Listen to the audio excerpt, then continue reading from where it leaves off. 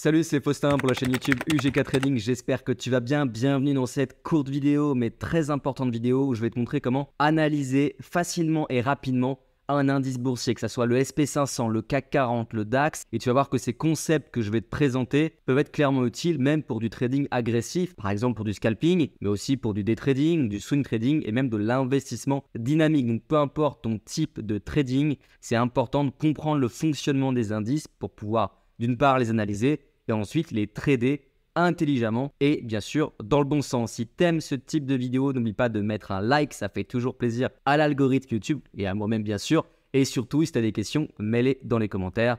Abonne-toi à la chaîne YouTube, tu as l'habitude. Allez, c'est parti, on passe tout de suite sur mon écran et mes graphiques.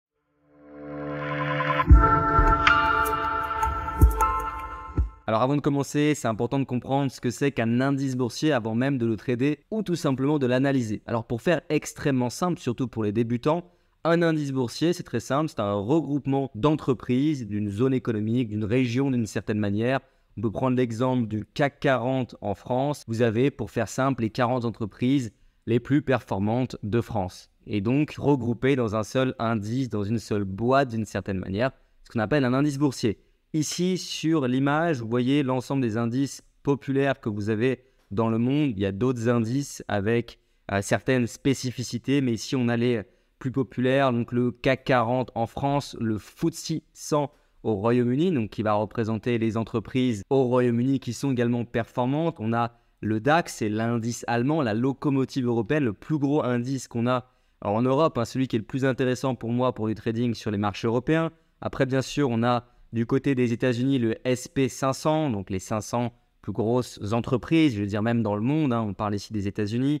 On a le Nasdaq, etc., etc. On a les indices asiatiques comme le Nikkei, mais aussi le Hang Seng juste en dessous. On a les indices brésiliens, notamment le BRA. On a l'indice en Inde, etc., etc. Ce qu'il faut comprendre, c'est que lorsque vous allez faire du trading et analyser des produits, vous devez analyser des produits sur lesquels vous connaissez les entreprises qui sont dans ces indices-là, car une entreprise peut faire bouger un indice selon son poids qu'elle va avoir dans l'indice. Et c'est pour ça que c'est important de regarder la composition des indices boursiers. Voilà, en tout cas, c'est très simple à comprendre. Ce qu'il faut aussi regarder, et c'est super important, c'est tout simplement à quelle heure vont ouvrir ces indices, à savoir que tous les indices que vous voyez ici sur cette image n'ouvrent pas au même moment. Vous avez en priorité en premier, les indices asiatiques qui vont ouvrir et qui vont être ouverts plutôt quand nous, Européens, on dort. Ensuite, vous avez l'ouverture des marchés européens et ensuite, vous avez les marchés américains. Donc, si vous voulez, ça va se suivre un petit peu.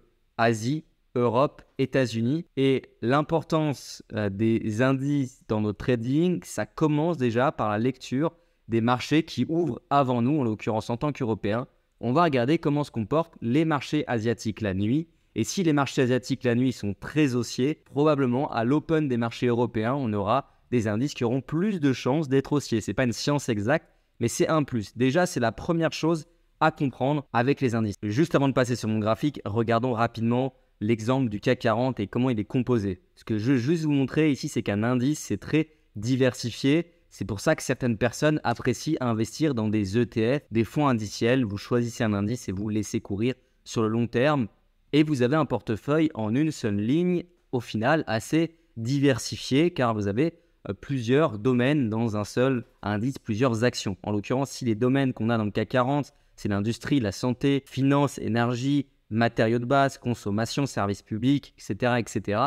Et pourquoi c'est important de comprendre à l'intérieur comment sont composés les indices et comment sont structurés les indices, c'est pour déjà vous guider dans la direction que vous allez prendre, soit l'achat, soit la vente, soit vous voulez profiter de la hausse ou de la baisse d'un indice. Et on sait en regardant d'une part comment sont composés les indices, mais surtout comment sont structurés les indices, qu'on va uniquement chercher à acheter les indices, bien sûr, lorsque vous avez des configurations intéressantes. Pourquoi uniquement acheter des indices? Simplement parce que dans les indices, on a les entreprises les plus performantes. Lorsqu'une entreprise n'est plus performante, elle va être amenée à être sortie de l'indice et être remplacée par une nouvelle entreprise. Donc sa structure fait que sur le long terme, les indices sont haussiers. Donc si vous regardez cette vidéo et que vous faites du trading et vous essayez de jouer la baisse sur les indices, soit vous êtes un trader professionnel avec beaucoup d'expérience, 10, 20 ans de trading derrière vous, ou soit au contraire vous êtes un débutant et vous faites du contre-structure, c'est-à-dire que vous jouez la baisse sur des indices qui sont depuis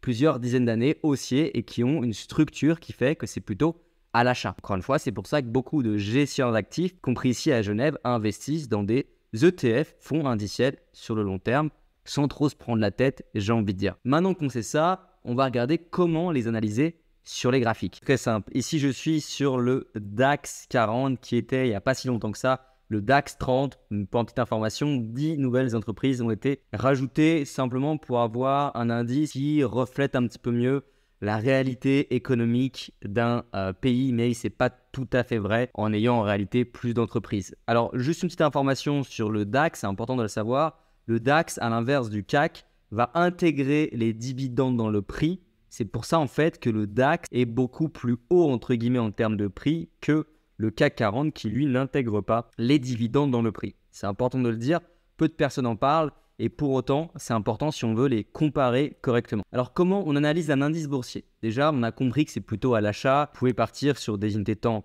plus importantes, par exemple en mensuel, qui veut simplement dire ici que chaque bougie japonaise représente un mois de cotation. Donc là, je n'ai pas forcément beaucoup de data avec à cet opérateur, mais on voit que c'est quand même plutôt haussier.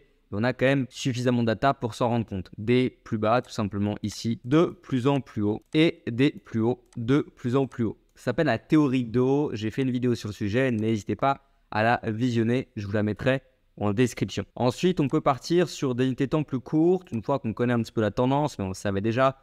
On appelle la structure, les meilleures entreprises encore une fois dans l'indice. On passe du coup sur du daily. Chaque bougie représente une journée de cotation. Pareil, on peut dézoomer un petit peu le graphique. On voit que ça reste quand même plutôt haussier. Encore une fois, ça veut dire que si vous jouez la baisse sur les indices, vous avez beaucoup plus de chances de perdre en réalité, parce que c'est plutôt haussier. Là, par ailleurs, on voit la crise du Covid ici, où on a eu une baisse assez importante, en l'occurrence sur le DAX, ici en 2020. Pour autant, si vous achetez même au pire moment, j'ai envie de dire, juste avant la baisse, vous gagnez de l'argent. On est sur des niveaux qui sont quand même assez intéressants. Encore une fois, c'est pour ça qu'avec cette structure-là, des personnes investissent sur des fonds indiciels, des ETF, sur le long terme, au comptant, sans passer par des produits à effet de levier. Donc on sait que c'est plutôt haussier. Alors, pour pouvoir intervenir sur les indices, même si c'est haussier, on n'a pas envie de rentrer sur le marché si les indices baissent, parce qu'on n'a pas joué la baisse. Donc il nous faut quand même capter des tendances. Ça revient à ce que je dis très régulièrement, mais ça fait gêne mal de le redire, c'est de capter la tendance, de détecter la tendance, par exemple avec le MTF Trading, le Multi-Time Frame, c'est-à-dire regarder différentes unités de temps simultanément. C'est ce qu'on peut faire très rapidement sur le DAX. Je me répète pour ceux qui suivent la chaîne YouTube, mais c'est juste essentiel.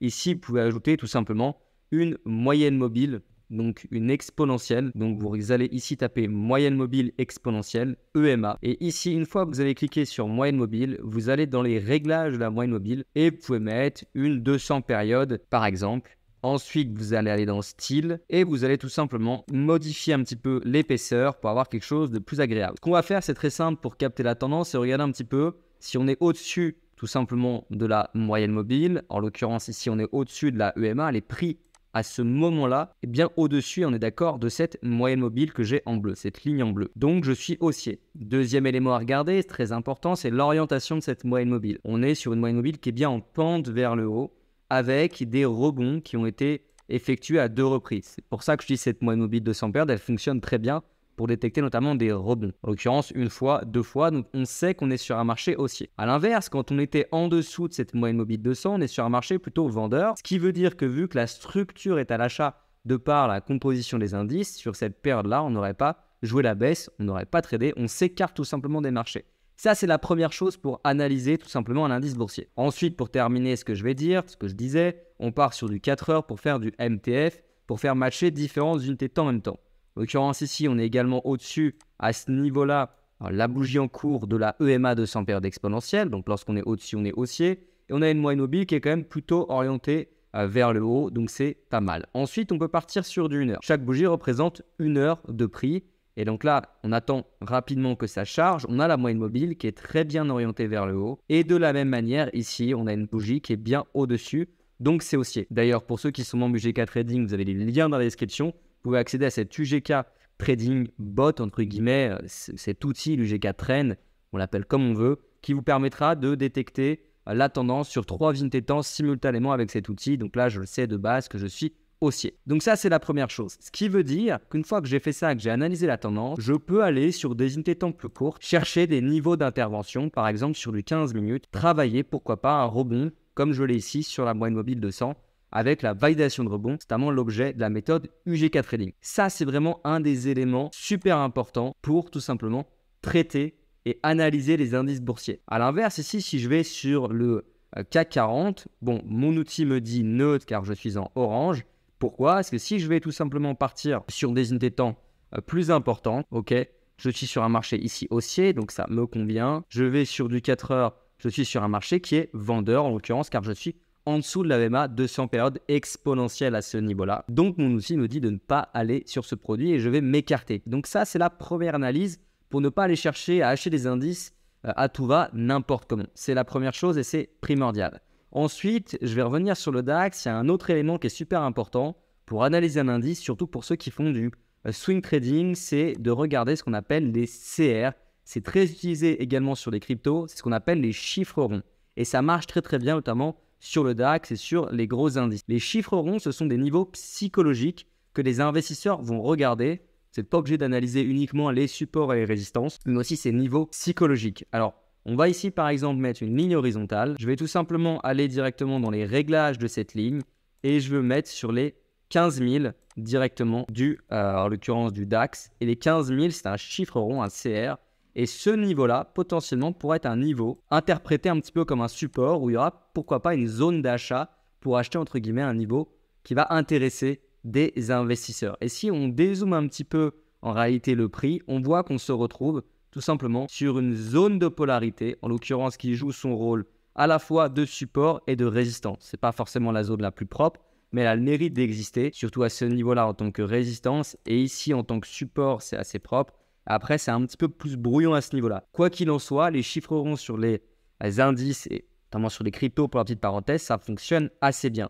Donc, si vous voulez traiter les indices, respectez ces concepts que je viens de vous donner, à savoir les chiffres ronds, le MTF trading, la structure des indices, la composition des indices et n'oubliez surtout pas aussi pour votre trading les horaires des indices et de regarder, je me répète mais c'est important, les indices qu'ils ont ouverts avant nous. Ça va nous donner une aide assez intéressante sur notre trading là maintenant. Voilà, cette vidéo maintenant terminée. Merci beaucoup de l'avoir regardé jusqu'au bout. N'oublie pas de me poser toutes tes questions dans les commentaires. Si tu souhaites apprendre le trading à mes côtés, tu peux tout simplement avoir les accès à la formation des traders pro pour apprendre à trader les marchés financiers, indices, forex, matières premières, crypto, en fait l'ensemble des produits négociables en bourse, l'accès à un espace e-learning, des coachings de groupe, coaching individuel et les outils de trading, UGK Trading. Tu as les liens dans la description. Certaines places sont encore accessibles gratuitement grâce à nos partenaires, donc n'hésite pas à cliquer dès maintenant dans le lien dans la description.